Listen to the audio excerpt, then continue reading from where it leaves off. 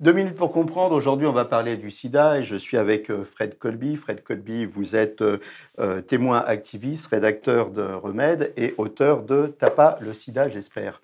On confond souvent VIH et sida. Alors, qu'est-ce qu'il en est? Alors la différence, elle est fondamentale en fait, ça n'a rien à voir. Le VIH, c'est le virus de l'immunodéficience et le sida, c'est le stade terminal avancé de ce virus. En fait, il y a plusieurs stades. Donc quand on contracte le VIH, il y a ce qu'on appelle la primo-infection. Donc c'est le premier stade pendant lequel donc, le virus s'attaque à l'organisme. Ensuite, si la personne n'a pas accès à un traitement, ce stade peut durer plus ou moins longtemps.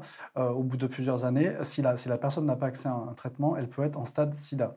Donc le stade sida, c'est le stade avancé où le système immunitaire est attaqué et où donc la personne peut décéder d'une forme grave. Donc, on résume. Primo-infection, Ouais. on est infecté, la charge virale augmente. C'est ça. Phase asymptomatique, si on n'a pas de traitement, qui peut durer 2 à 3 ans. Phase d'accélération, c'est là où le virus, lui, s'étend dans tout le corps. Et la phase SIDA, SIDA qui veut dire donc syndrome d'immunodéficience Ouais. acquise. Et c'est là où, en fait, les maladies opportunistes viennent attaquer le corps. C'est ça, j'ai bien résumé Exactement, les choses, c'est Fred? ça.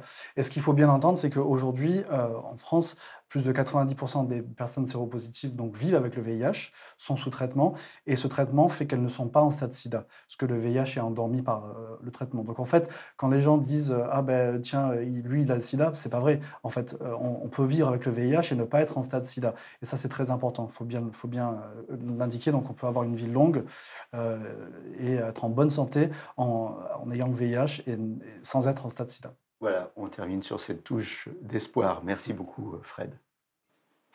Nos émissions vous plaisent, alors aidez-nous à faire grandir la chaîne pour parler santé au plus grand nombre. Partagez, likez, abonnez-vous.